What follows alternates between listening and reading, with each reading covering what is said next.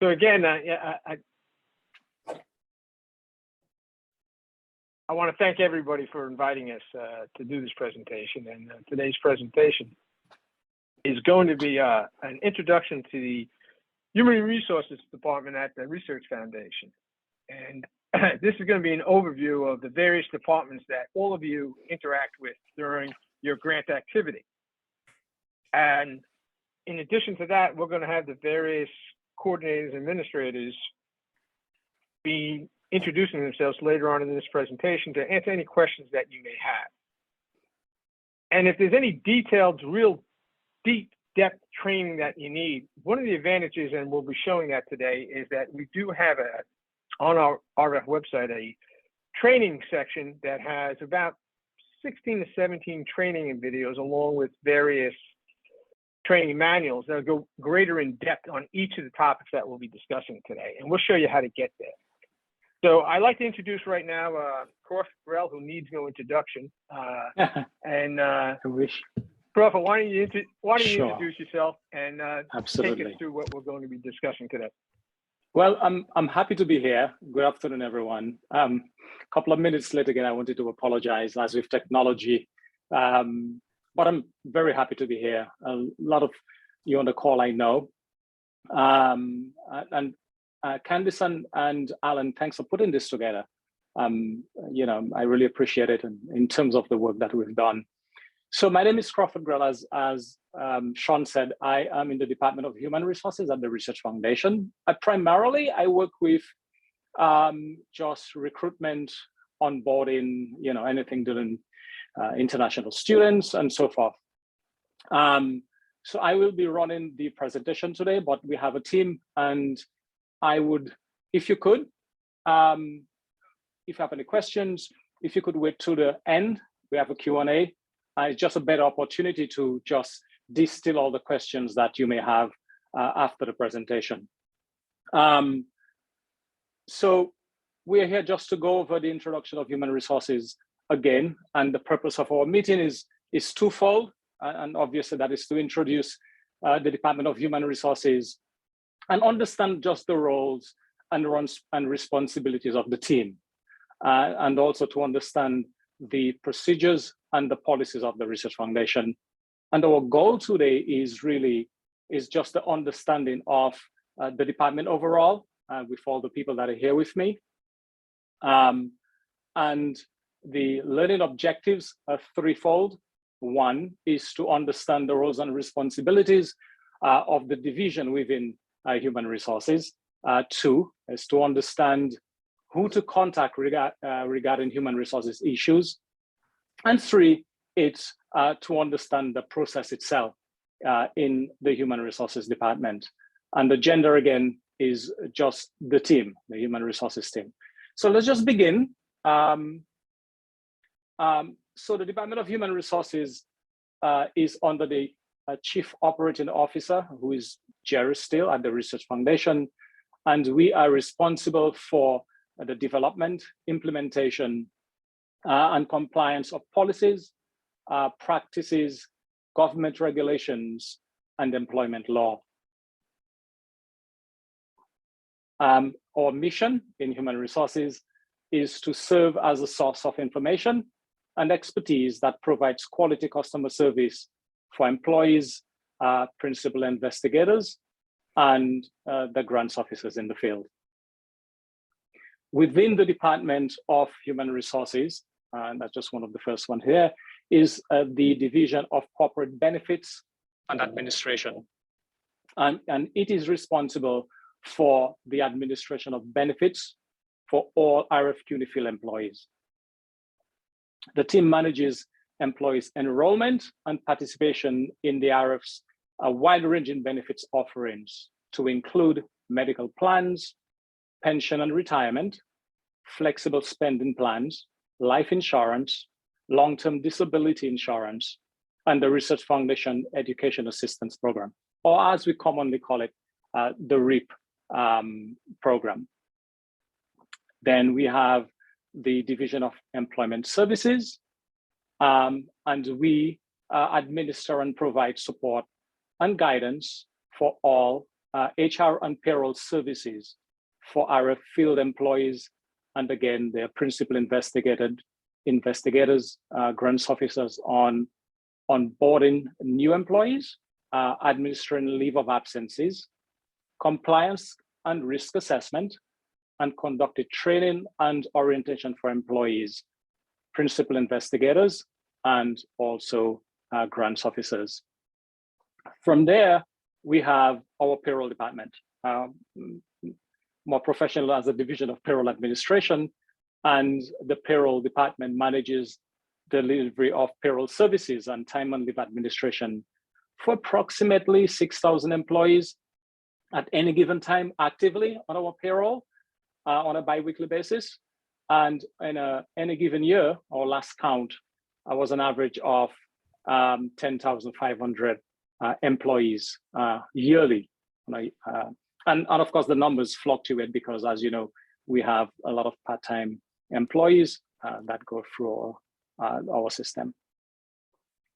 And we have the Division of Labor and Employment Services, or Labor and Employment Relations, and that department assures the organization's compliance with federal, state, and city employment laws. It is responsible for all aspects of labor and employment relations. We do investigations and attempt to resolve complaints filed by employees alleging discrimination or unfair treatment. We also provide guidance on performance management and conflict resolutions. And we are also responsible for negotiating and administering collective bargaining agreements between the PSC and the Research Foundation, and also prepares the files and petition for and assures compliance with employment immigration laws. So the thing we just wanted to point out as well, and we talked about the grants officers, the employees, and the PIs. So we wanted just to show you some of the partnerships that we have, not only in terms of internally, which you will see in yellow here, but you will also see that we have the grants officers over here and the principal investigators. Human resources is in the center, and we try to, and we always try to consider ourselves to be the hub of the RF. Don't tell that to finance and grants and contracts. And you can see that we partner with all of these different departments, from procurement and payables, finance department, the legal department, communications, and so forth. And we will just go in terms of breaking it down in terms of the departments and how we work with each department. So we'll start with the Department of Grants and Contracts, and what Human Resources does with the Department of Grants and Contracts primarily is to resolve budget issues that affect employee appointments and payments. Of course, there are a lot more things that we do on a daily basis in terms of the responsibilities and how we partner with grants and contracts, but those are the two primary set of responsibilities. In terms of the Department of Communication at the Research Foundation, we work with them to manage HR web content, anything that goes on our website, and to deliver human resources alerts and communication to all field personnel. Then we have the Department of Procurement and Payables. And one of the primary things that we do in terms of partnership with procurement is the issue of resolving employee misclassification. So employee misclassification is, I'm sure many of you know, but just to give an example, where, for example, procurement receives a transaction for a student or someone, and upon review of the transaction, they realize that it doesn't fall into any other category but wages, as opposed, let's just say, to stipend or something closer to an independent contractor. So upon review, if they determine that it's wages, then obviously the person has to be placed on the payroll for IRS and other benefits and the regulations having to do with misclassification of employees. And as we discussed, the external partners that we have are the grants officers and the principal investigators. And with the grants officers, we work to facilitate communication with the principal investigators, and RF field employees. For example, the vaccine notification is a perfect example where we send out information to the employees or the PIs. We normally use the grants office as sometimes a conduit to share that information with PIs, and primarily to PIs, not so much for employees, but primarily to PIs.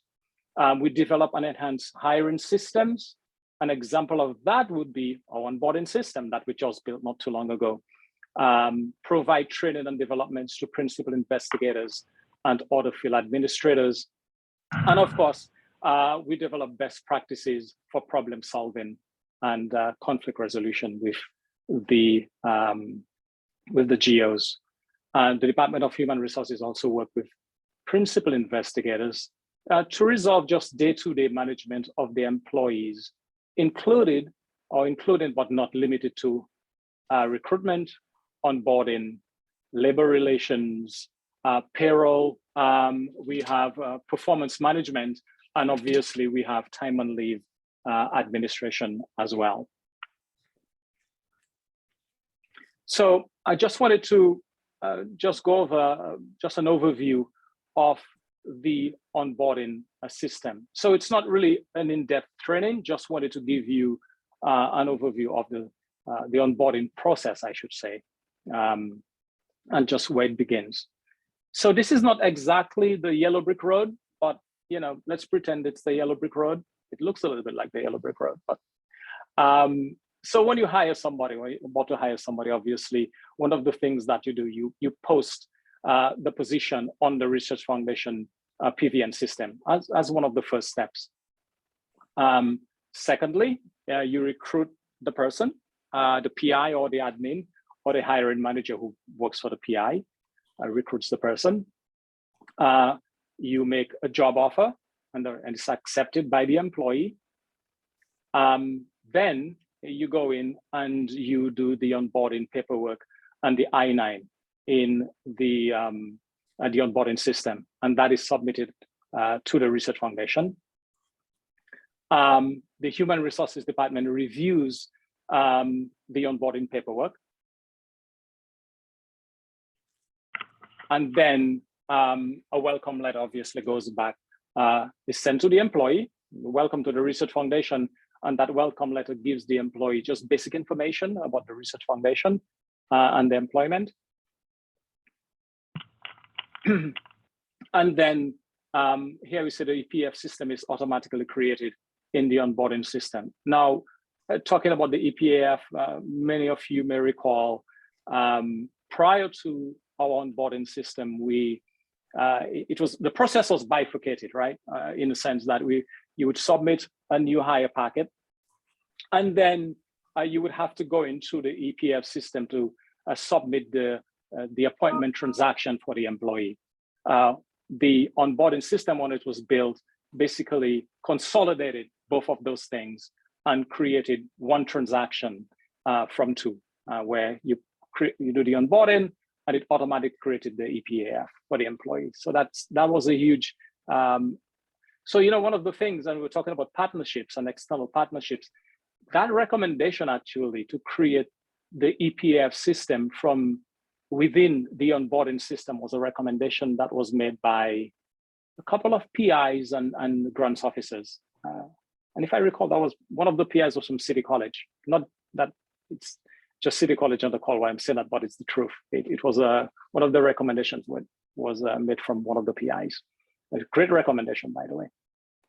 And then the Department of Grants and Contracts approves the EPAF.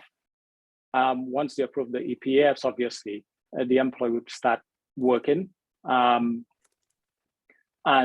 then, of course, the person works and the person has to be paid, obviously. And every 2 weeks, the person submits timesheets through the timesheet system, and the payroll department processes those timesheets, and the employee is paid. So essentially, that's the lifespan of when the person comes on board to all the way when the person is paid by the Research Foundation.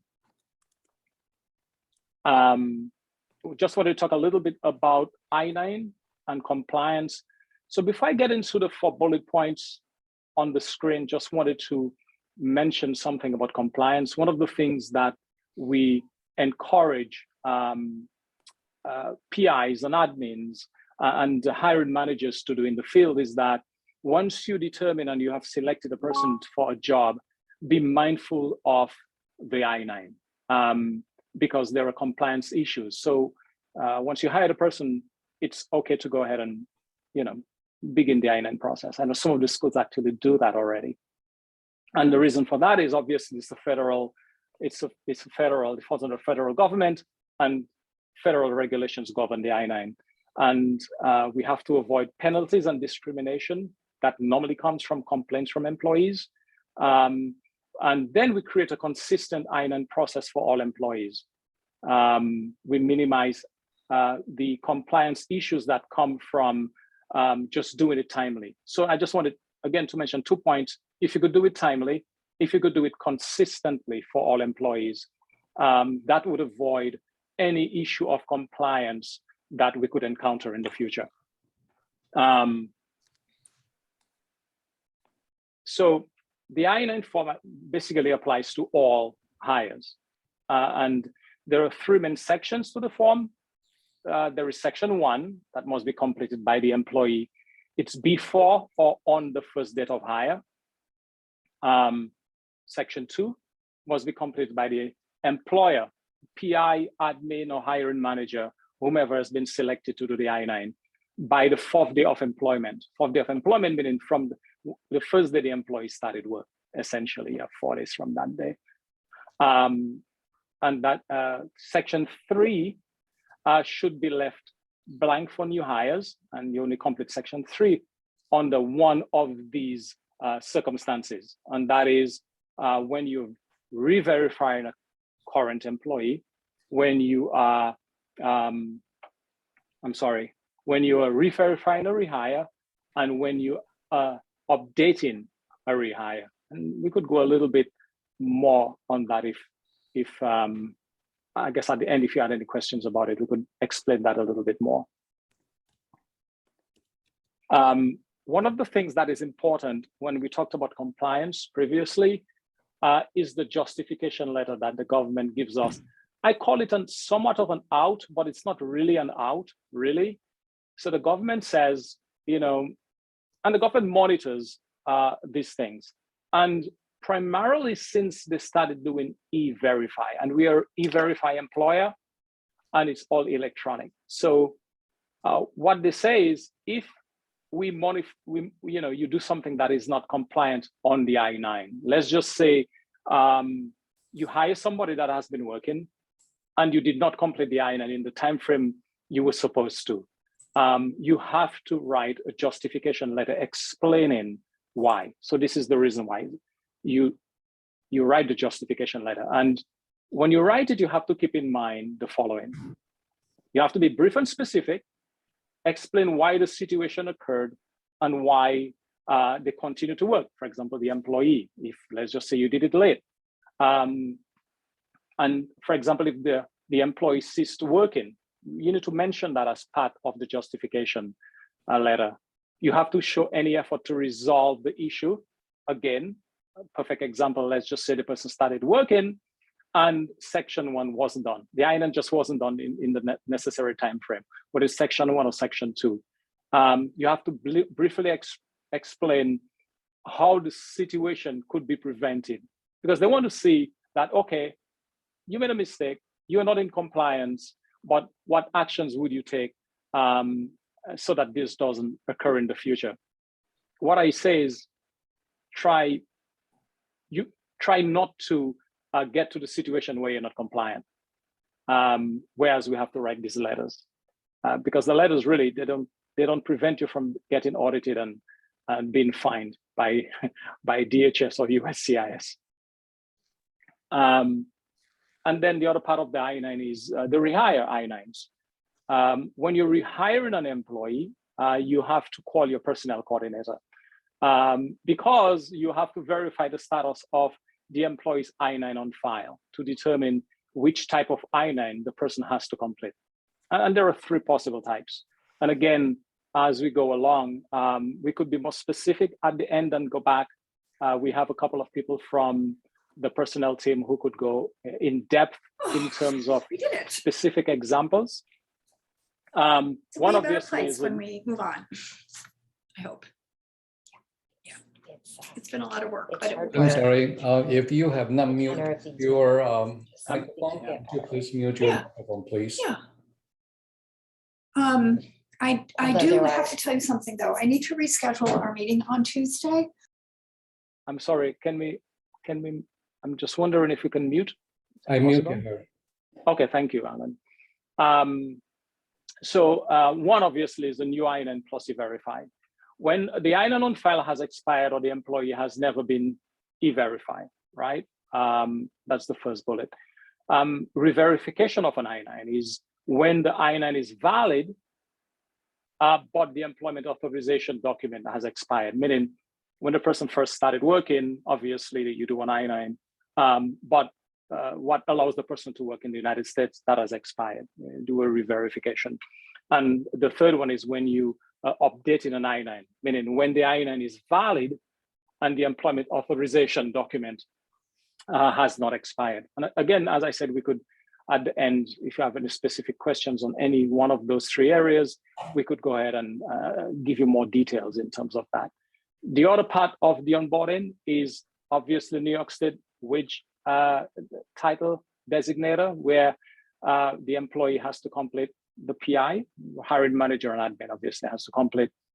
We call it the wage notice, which is New York State, and it must be completed via the RF website. It's on the website.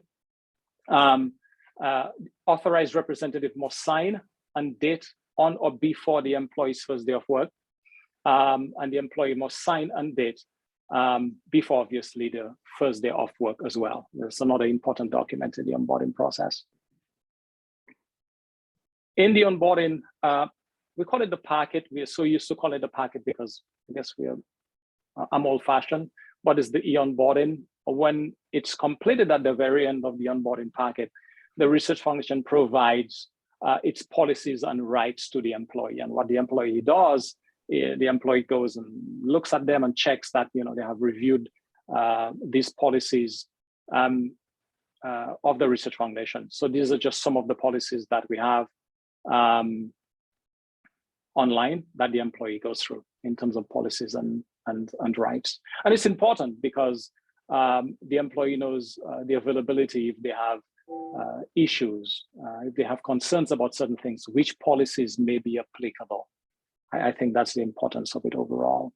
We also have some resources on the website if you want information about an I-9 and instructions on how the I-9, what policies govern the I-9. We have also obviously the Research Foundation website, but the other thing that we have itself on the website, which I think for you is pertains to you much more closely, is just if you want to contact one of human resources representatives, there is also contact information on the website as well. So just some points of emphasis. Wanted to talk about the status of a timesheet, and the reason we're bringing this up because we got a lot of questions about what does that mean? What does the column mean on the timesheet? And we continue to get them on an ongoing basis. So what I'd like to do now is have just Jesse Felix, and many of you know Jesse. Jesse, if you could just give us, just talk to this a little bit in terms of what they mean and how important they are. Sure, can you hear me?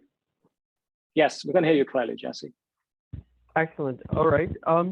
So let's go through the timesheet phases. The statuses of the timesheet. Timesheets go through 5 different phases before it gets paid out. The first stage is new. New indicates that the timesheet is untouched and ready for timesheet entry. Created, which is the step right after, indicates that the timesheet has been saved by the employee for future updates, but has not been officially submitted to the supervisor or authorized timekeeper. After that, the next stage is submitted. Submitted indicates that the timesheet has been submitted for approval to an authorized timekeeper. Once submitted, only an authorized timekeeper can edit the timesheet. I always say make sure timesheets are submitted and approved by Monday after the period end date. We tend to offer some leniency on that, but never depend on someone offering you leniency when it comes to compliance. Always go by the deadline. But like I said before, we do offer sometimes from time to time leniency, and a lot of you get those emails from me telling you to submit the timesheets or to make sure timesheets are approved. Once submitted, the stage right after is approved, which means that your employee's timesheet has been certified by the supervisor or an authorized timekeeper, and it's on its path to becoming a paid timesheet. Once the Research Foundation has uploaded that timesheet, the timesheet stage will change to uploaded. This means that the timesheet is on its way to getting paid and should be paid 10 days after the period end date, if processed on time. So for instance, if we have a pay date, if we have a period end date of the 13th, the pay date that would correspond with that particular pay period would be the 23rd. So it's usually 10 days after the period end date if it's done on time. If you're going back and you're approving retro timesheets, it's not going to line up to 10 days. But if you're approving the latest timesheet on your payroll calendar, the pay date is always 10 days after the period end date. So the stage after that is not necessarily a stage, but it's just something that you may see from time to time. Manual, which means that the timesheet has been processed through the manual path, or a timesheet has been modified due to having additional hours or editing the hours or whatever it may be. When that happens, you'll see manual. Another instance in which you'll see manual on the timesheet status is if we're processing an emergency check. So when we process an emergency check, usually we process it through the manual timesheet portal. So you'll see it read manual instead of uploaded. So that's an important distinction to know.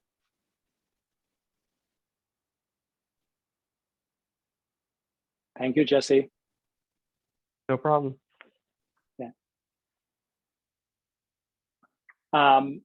Just wanted to mention a little bit about just annual leave and sick leave accruals. That's a question we get quite a bit in terms of how employees accrue time. And this is from the Research Foundation Time and Leave Policy 506 on the Research Foundation's website.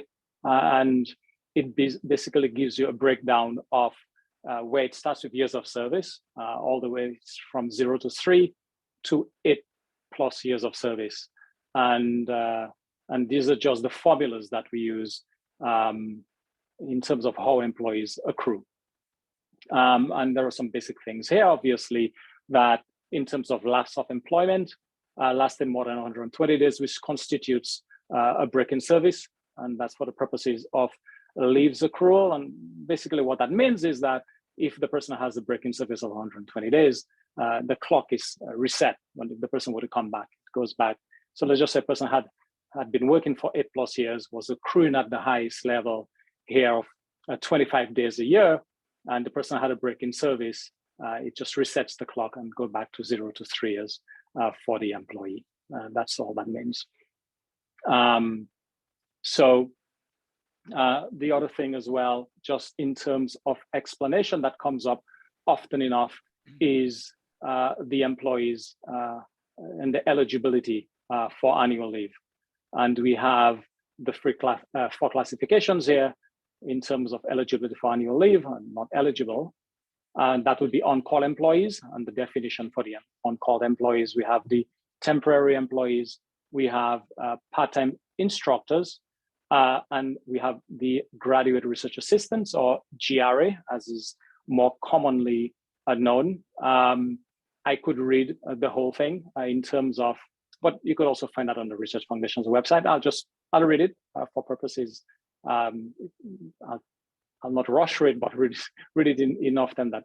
So basically, if you see, for example, here on the on-call employees, it says the employees work no more than 19 hours a week, 38 hours biweekly, and have no established pattern of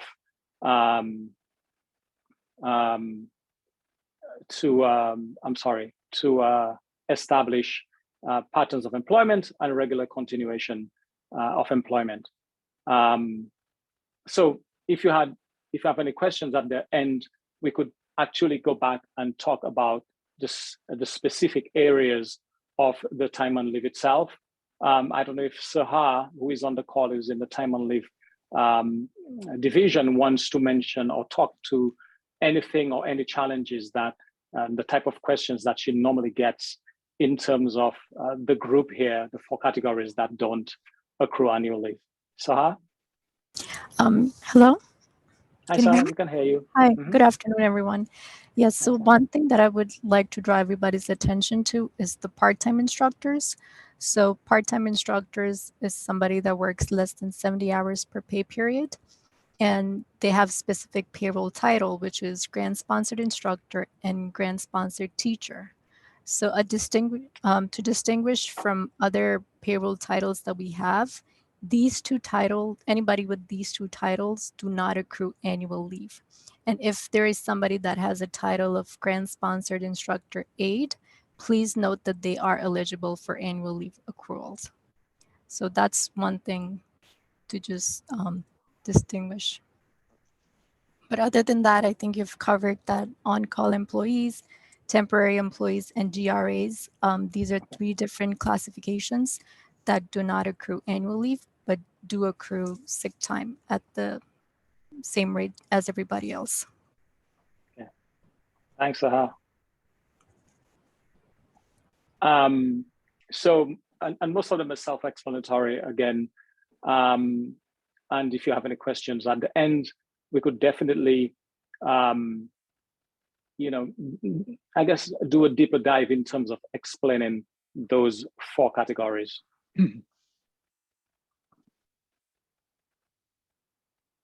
So human resources point of contacts, and we'll just go through, and this would be an opportunity for each of those areas and the individual representing each of those areas just to introduce themselves and say a little bit about themselves. So we'll start with Cecilia, who is the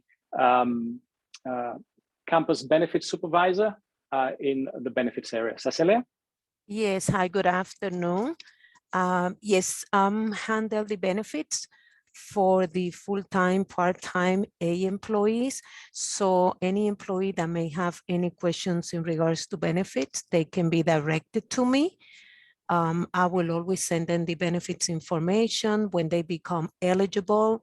I don't know if you have any specific questions that you may want to address for me right now, but in general, once an employee becomes benefits eligible, we send them the benefits eligible letter so that they can enroll in benefits. So any questions, they can all be addressed to me. They can reach me by phone or they can reach me through my email. Cecilia_Pachot@rfcuny.org, as indicated on the slide. So if you have any questions, just let me know. Thank you. So do we have any questions for Cecilia regarding anything regarding the campus with benefits? So we'll open that up right now for any questions. Let me just add something quickly, Sean. In terms of the benefits eligibility, which is something that we always have to be addressing with the schools, is that in order for us to actually submit benefits information to the employee has to have a 90 days appointment in the system. If for some reason the appointment cannot be submitted for the 90 days, then we are required that the PI or the person in charge of submitting the PAF for the employee, that they send us an email indicating that the employee is expected to continue working for at least the 90 days or more, so that way we can release benefits information to the employee. So I bring this up because this is something that we're constantly dealing with, because a lot of times the account may not have enough funds to submit the appointment. So we always have to be inquiring about it, because we get emails from employees asking questions about their benefits. Thanks, Cecilia. That's a very good point. Yes. And the next person is Ebony Brown. So Ebony works with Sachin as a campus personnel coordinator, and she's the administrator. I'm sorry, the coordinator for City College as well. Ebony, can you introduce yourself? Hi, so guys, my name is Ebony Brown. I'm actually new to the team, so I help handle the onboarding packets. So I actually approve them for you guys, as well as just making sure that you guys follow compliance, as Crawford had listed earlier with the I-9s. I also help with the inquiries, so I let you guys know what paperwork is needed for each employee, whether they're a rehire or a new hire. As well as I can help assist with like the PAFs if you have any questions regarding that stuff when you're unable to input those. But other than that, that's pretty much my realm in making sure that the onboarding process is nice and smooth for you guys. Do we have any questions for Ebony? For Ebony? Yes, I have a question. Do I just? Sure. Oh, hi. Hi, my name is Gracie. I'm from City College, from the Dominican Studies Institute.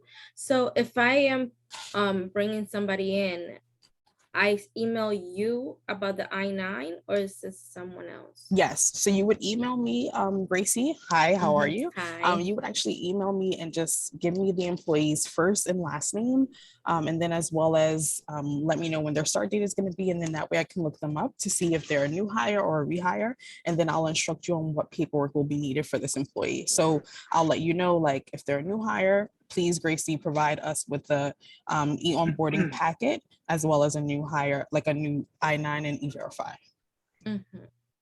No, that's what I'm saying. Because when you start the onboarding packet, right, it says to contact the person that deals with the I-9. Would that be you? Yes. So you're actually supposed to contact me before you start that paperwork, just in case if they don't need that paperwork in general. So whenever you're hiring someone, please contact me directly. And then that way I can let you know what paperwork will be needed for them. And then I have two other quick questions. In City College now, they're to create a CCNY email, they're requesting that all Research Foundation go through the whole POI process. Will you be taking care of that as well? The POI process, I'm unaware of. Are you talking about the person of interest? Yes, the person of interest. So can you explain, can you just mention that again? I missed what you said. Somehow I didn't hear clearly what you said. If you could just. Okay, sure. When we hire somebody through the Research Foundation, they're not automatically on the CUNY First system.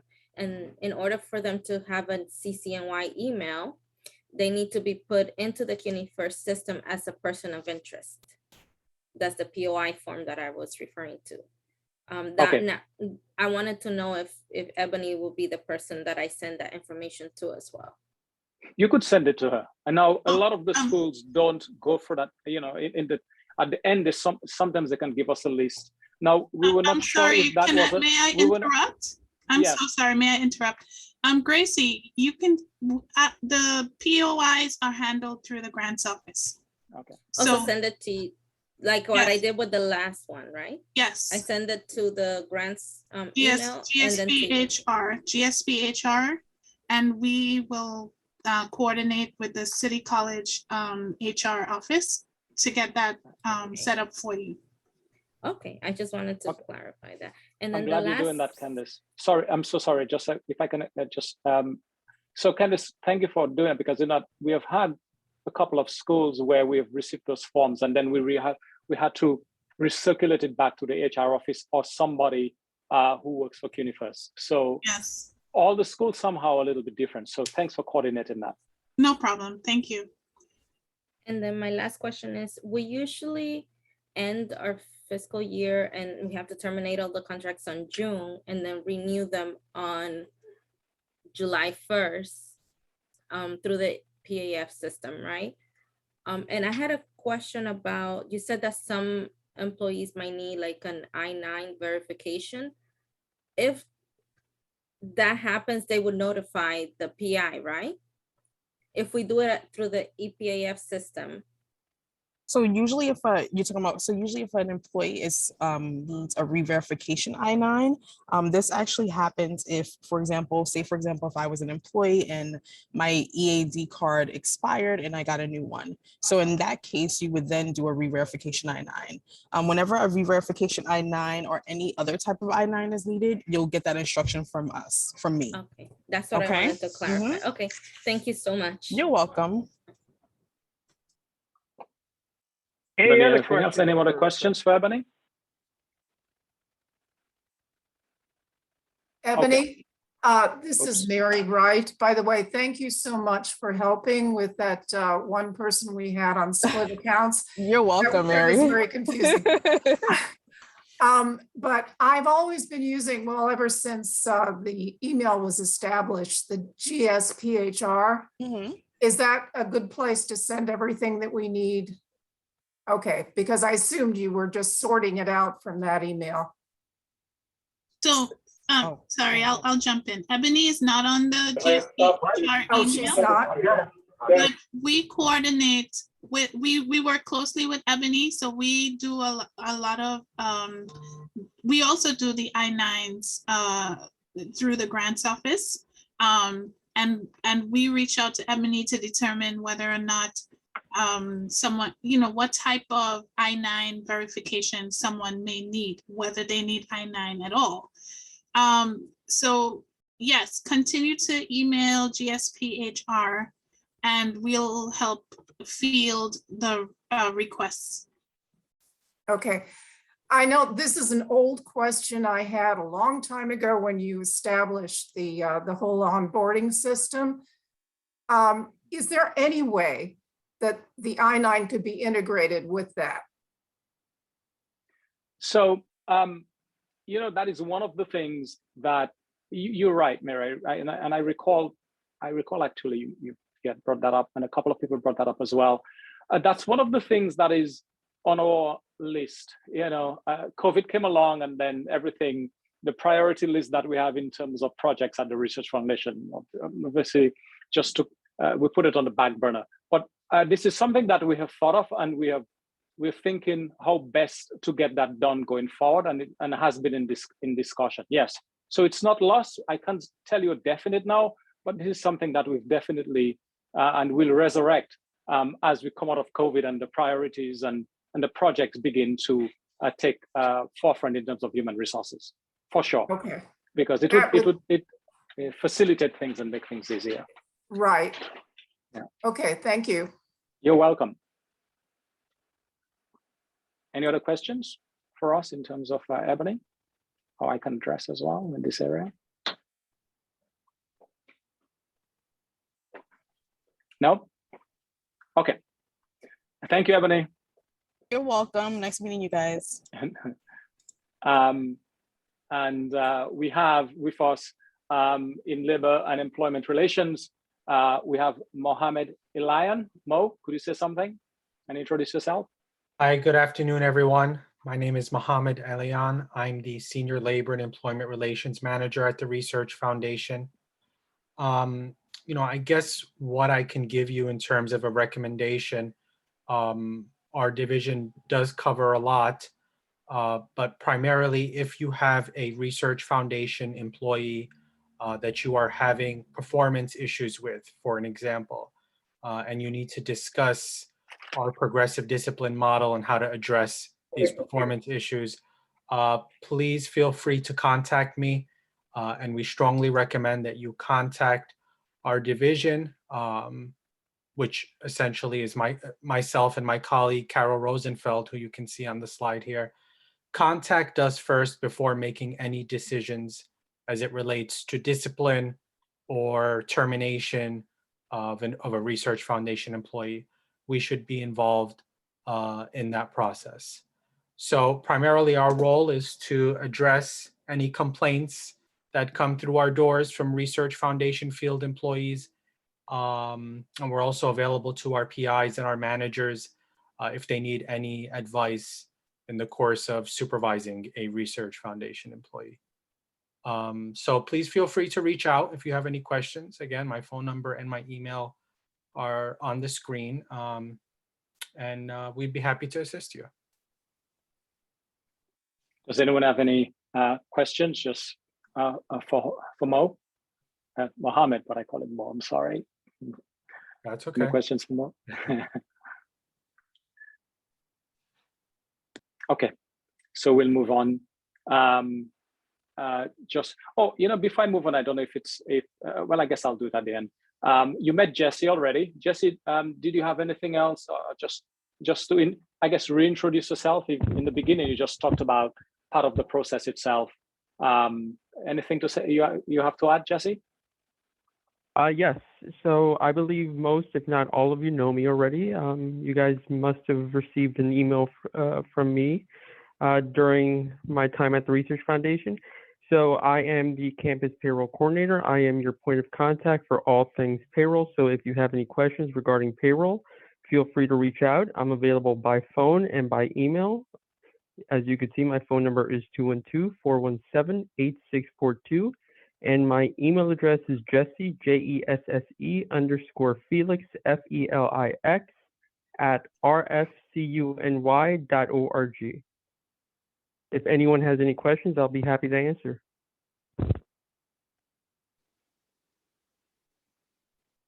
Any questions for Jesse? Thank you, Jesse. Awesome. Just one more thing. The timesheet for the upcoming payroll is coming up.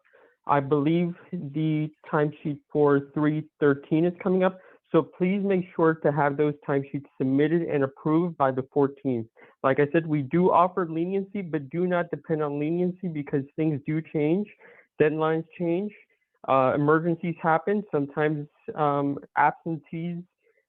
vacancies happen. Sometimes different things happen. You always have to follow the deadline, but we do offer leniency. Jesse, this is Alan Shi. Just want to confirm that the timesheets is always available on the last Friday of the pay periods. It should be, yes. There are instances, like for instance, if a PAF is not in the system yet, where it may not be available, but if the PAF is in the system, it should be available by that Friday. So by tomorrow, it should be available. If a person's scheduled to work Saturday and Sunday, and it's hard-coded in our system that they're scheduled to work Saturday and Sunday, they may not be able to submit or approve those timesheets until Monday when the pay period officially is available for processing. So keep that in mind. But if, like everyone who's scheduled to work Monday through Friday, they should be able to enter their timesheet in by tomorrow. Thank you. No problem. Thank you, Jesse. No problem. Today we have with us Sahar, who spoke a little bit earlier from the time and leave and leave of absence area. Sahar, could you just introduce yourself and say? Yes, thank you. Of course. So my name is Sahar Javid, and I am the time and leave administrator for City College. I have also joined this team recently, and I'm still in training. But if you have any questions about how you accrue sick time, annual time, how you can use it, or if you need to take time off and want to know what are you eligible for, please feel free to email me. On the screen you see Jeanette, who's the manager for this area, her email and phone number, as well as mine. So if you have any questions at the moment or later on, please feel free to reach out. I don't know if anybody had any questions for Sahar. Thank you, Sahar. Okay, you're welcome. Okay. So we talked, I just wanted to, before we go into this, I know, Sachin, are you on a call? I'm not sure if Sachin is on the call. No? Yes, she is. Oh, she is? Okay, she just is. wanted to, she could say just Sorry. hello. Good That's afternoon. okay. Good No afternoon, worries. everyone.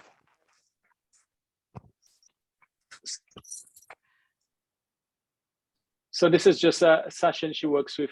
She manages the personnel team, and she works with Ebony, onboarding, rehires, I-9s. She's also she's the supervisor of that team. So you could also reach out to her as well. Thanks, Sachin. Yeah. Okay. Just wanted to, and Sean touched on that a little bit earlier in terms of the contacts and the website. And if you look in somewhat in human resources, not only in human resources, of course, grants and contracts or any of the other departments at the Research Foundation, the resource really is on the Research Foundation's web page, where you go to departments and staff directories. It's a really good page to go, and it's updated. Let's just say somebody leaves the organization, we'll update that information for you. So it's a good place to go just to find the contacts you're looking for in the departments at the RF. You know, and then you can obviously search by department here, and you can search by individuals as well. And you'll see that by last name. And I always find that a good resource, even for myself, if I'm looking for somebody that somebody new or somebody in another department, like, oh, wait a minute. So I think Sean talked about this a little bit earlier about just training and training resources and some of the training available to PIs, GOs, and employees in the field. So just wanted to point out where you can find some of those resources. So if you go to the Research Foundation website and you go to, we have a training tab here, and you click on the training tab, what you will get is just the training that is available on the website. And with that, for example, once you click on that, you will see the training resources available. Sean had mentioned a little bit earlier, and I'll just take an example of you know, the understanding and using the I-9 and E-Verify process. So overall, you have the training. It's a video training. And the huge advantage, again, is that whereas this type of training is beneficial, but what this type of training, like we're doing now, doesn't do, it doesn't capture information. I know Alan is recording this, so we can go back and look at it, but generally that doesn't happen, right? We have made this a lot easier for the PIs because a lot of times PIs are very busy, right? You're conducting research, you're doing all the important work for the university, and you don't have the time to sit for an hour in something like this. We have made it easier for you by putting this online where it becomes on demand, essentially, where you can go in and view it at your own time. You can view pieces of it as well. So if you want to view the whole thing, it's just 62 minutes, but then you can also, there are the vignettes, or there's chapters to the whole thing. For example, if you want to read something about EPFs or any of those things, you can see the sub-chapters for, let's say, if you want to modify, you know, an EPF, or if you want to access time and live systems, or your login contacts, and a whole bunch of information. So you will see those in the subcategories of the training. You know, of course, you could look at the whole thing, or you could look at pieces of it. Yep. Sean, Crawford, you mind if I to mention something? say something here? So, of course. Yeah, sure. So the advantage here is something that Crawford did say. This is on-demand training. This is something that we heard many times from the field saying, you know, they wish they were able to have training on demand. So that's what we developed. And the benefit, as Crawford did mention, this is good anytime. You can do it on the weekend, you can do it in the evening, you can do it during the day, you can do it on a lunch break. And more importantly, as you can see on this slide where it says timely payroll for PIs, 28 minutes. That's the length of the actual presentation from end to end. But if you click on those subsections there, every single one of those subsections is the table of contents of this time and leave training video. But what it will do is it'll bring you right to that section. So if you want to take a look at the employee summary page, and if you actually clicked on that, it would start the video literally when the employee summary page is brought to light in the video. The other advantage we have is this training is designed to be identical to how the training is done in real person. So if you were actually doing a classroom training with one of us and we were actually at your campus, you would see the exact same training. So that's the huge benefit. So it's granular, it's detailed, it gives you an explanation that takes you through the series step by step. So many times you may say, hey, you know what, I forgot to do something like this on the timesheet. I'm not sure how to do that. This will bring you right to that one section you can take a look at. You don't have to go through the whole training and be able to say, oh, got it. Now I know how that works. In addition to that, we have training manuals there. So we're getting ready. By tomorrow, we should have up a brand new training video on the summer salary release on how to use that, and also a manual. And within the next 6 weeks or so, we're going to have the contract manager in a manual.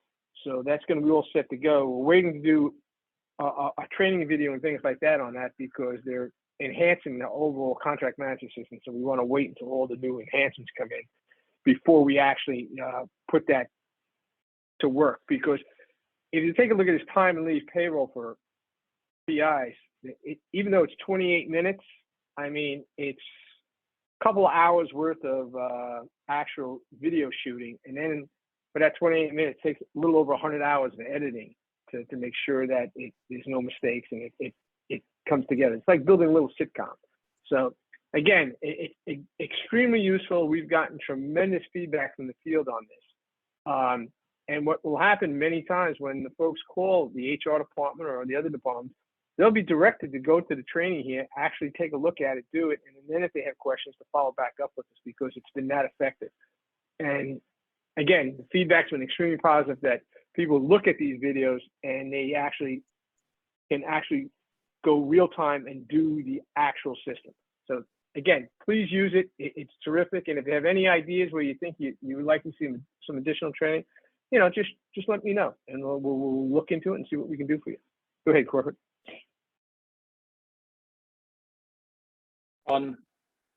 So this, we come to an end of just the presentation. I don't know if anybody, this is the part of, if you have any questions, we are available to answer any questions that you may have. So we're ready for all the questions. If you have any questions.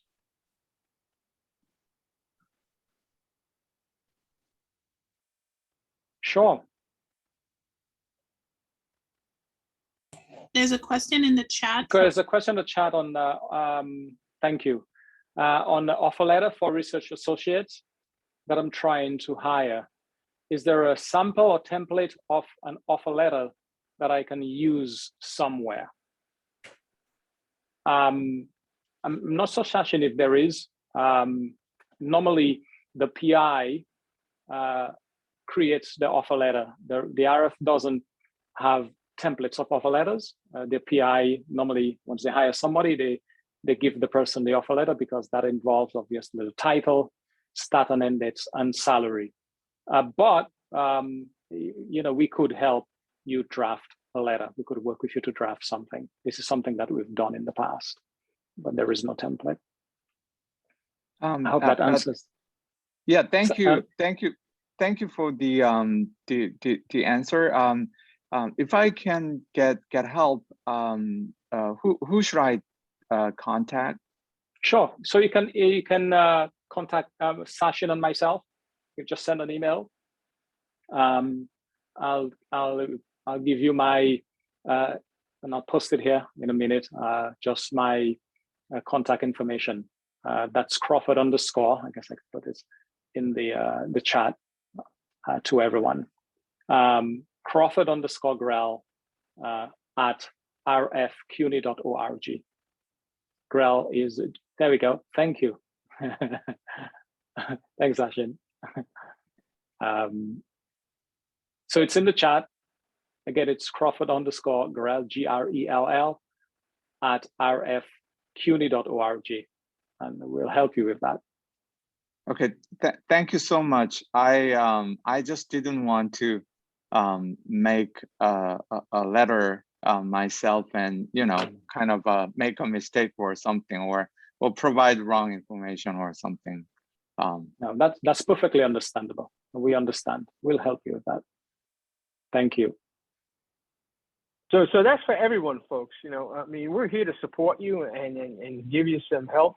So anytime you're in doubt on anything, please don't hesitate to give us a call. If we don't know the answer, we'll track it down for you.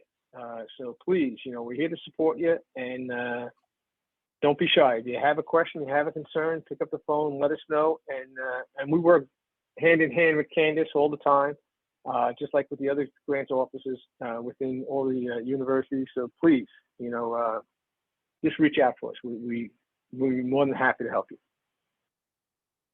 Just wondering if we had any more questions. I know we'd set this for an hour. It's a little over an hour. Just wondering if anybody had any more questions for us. And if you don't have any questions now, that's fine. But if after the presentation you have a question, we give you some contacts, or you can reach out to Candice, and Candice always reaches out to us and say, okay, here is a question. So that's totally fine as well. Or you can send it to the gsphr@cmy.cuny.edu for just to make sure that somebody attends to the emails as a team. Thanks, Alan. Sure. So if we don't have any more questions, so I just wanted to thank everyone. I know that you're busy, and just we appreciate you taking the time just to listen to our small presentation and introduce the team that administers to City College. Candice, I really want to thank you and Alan for putting this together. We really appreciate it. Do you have anything to say, Candice? A final. I just want to say thank you so much for the team for this presentation. It was great, and I think it went a long way in terms of shedding some awareness on the HR department. And as Alan mentioned, if anyone has any concerns, feel free to reach out to us here at City College via gsphr@ccny.cuny.edu. And we can help, we can serve as that conduit to, coordinate responses to HR at RF. But also, as they mentioned, you can also just email them, contact them directly. So you have multiple points of access. Thanks again to the team. Just wanted to the HR team. Sean, thank you for putting this together as well, and the rest of the HR team. Just deep appreciation. I think everyone did a great job, but more importantly, I like the questions that were coming from the field. I just shot out my email address, so if you do have any additional questions, please reach out to me. I'll coordinate it for you. And Candice, any other future types of the training that you want, just let us know. Just let me know, and I'll coordinate and put together and build a presentation so that we can do something very similar to this if we want to look into the other departments, etc. Thank you. Thank you, folks, for the efforts to make the presentation possible, and also thank everybody for joining us for today's presentation. The recording will be available for later review if you want to. So anyway, thank you. Bye-bye. Thanks, Alan. Take care now. Thank you. Bye. Enjoy your weekend.